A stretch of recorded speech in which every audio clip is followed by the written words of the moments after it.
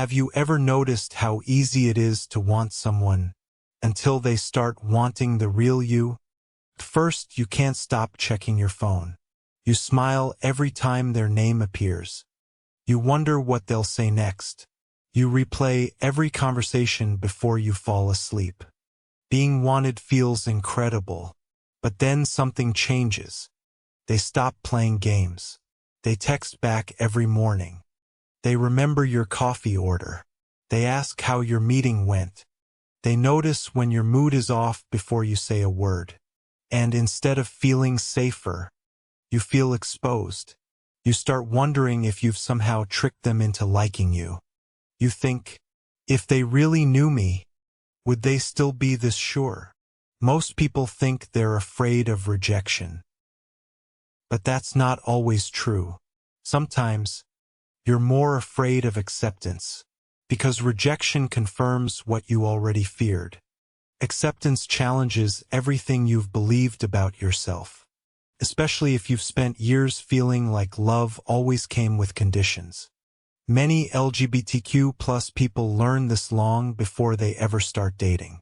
You learn to read a room before you enter it. You wonder if it's safe to mention the person you like. You notice which jokes people laugh at and which parts of yourself make the room go quiet. You don't always hide because you're ashamed. Sometimes, you hide because you've learned that honesty can change how people look at you. That habit doesn't disappear when you finally find someone who likes you. It follows you into every relationship. Without you realizing it, you say, "I'm okay," even when you're not. You tell yourself not to text first. Not because you don't want to, because you don't want to look needy. You type a message, delete it, type it again, delete it again. Then convince yourself they probably weren't thinking about you anyway. Sound familiar? Here's the strange part.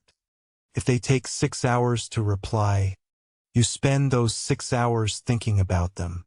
If they reply in 30 seconds, you almost don't know what to do, because your brain has quietly learned that uncertainty feels like chemistry.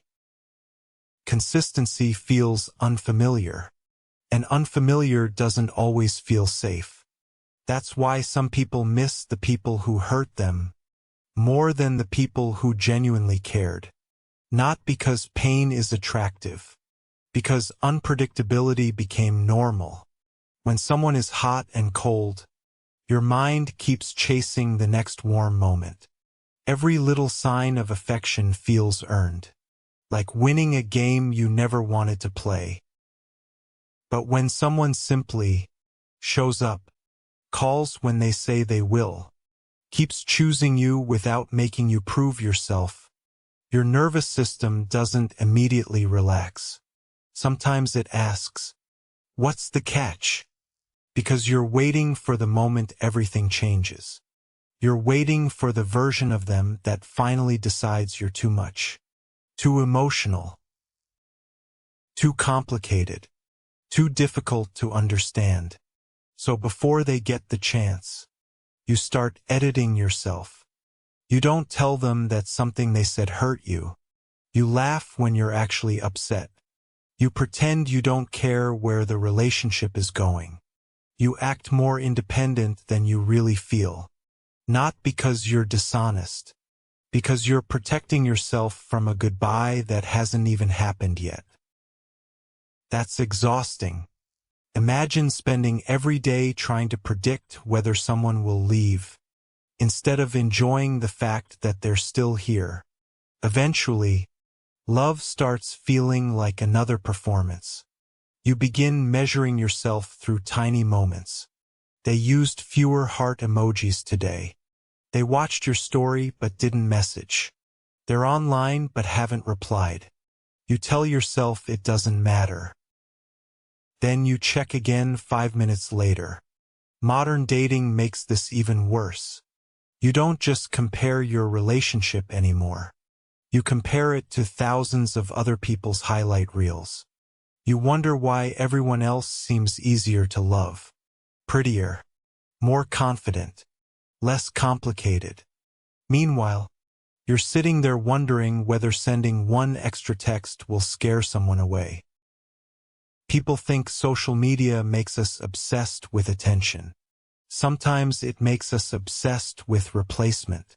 There's always another profile, another swipe, another option.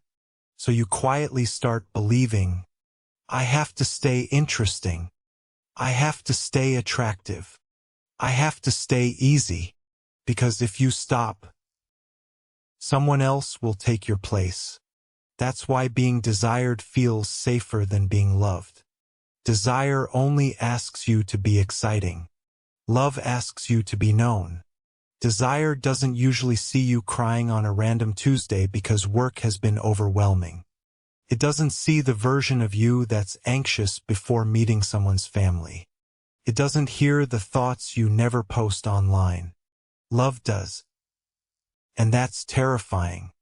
Because once someone sees those parts, you can't hide behind attraction anymore. Now they know you. And if they leave after that, it feels like they rejected the real you.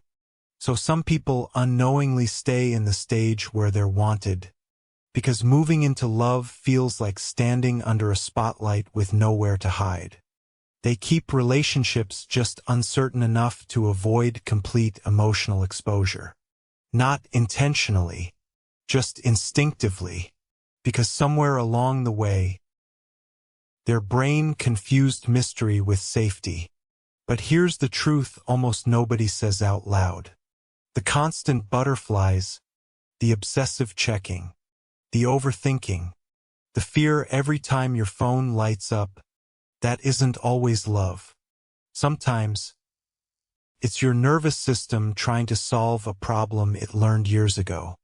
Real love feels different. Not because it's less exciting, because it's quieter. It's the first relationship where you don't spend every day wondering if you're about to lose it. It's the first conversation where you don't rehearse every sentence before speaking. It's the first time someone knows the parts of you you've spent years apologizing for, and they don't flinch. At first, that kind of love can feel almost boring. Not because something is missing, because chaos isn't there anymore. And when you've mistaken chaos for connection long enough, peace feels unfamiliar. But unfamiliar doesn't mean wrong. Sometimes, it means you're finally experiencing something your nervous system has never learned how to trust. Maybe that's why being loved feels so much scarier than being desired. Desire asks you to impress someone. Love quietly asks you to stop pretending. And for many people, that's the hardest thing they've ever been asked to do.